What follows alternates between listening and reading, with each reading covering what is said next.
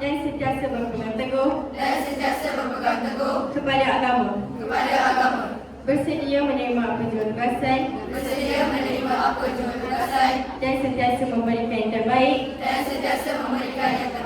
untuk menaikkan nama asrama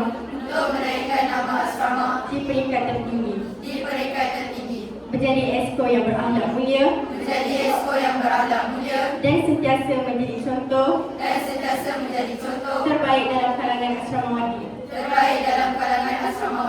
menjaga imej diri, asrama, warden, dan seluruh warga asrama Malaysia Johor, mengutamakan kepentingan asrama lebih dari kepentingan kami sendiri,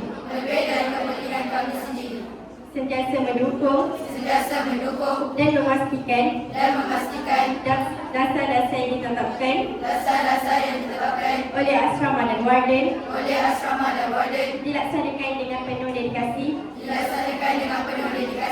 dan amanah. Kami juga bersedia menerima teguran pada bila-bila masa, bersedia menanggung risiko dilucutkan jawatan sekiranya kami melanggar peraturan atau menentang dasar yang ditetapkan oleh asrama. Kami berikrar akan melaksanakan apa yang telah dijanjikan dengan ikhlas dan amanah. Terima kasih.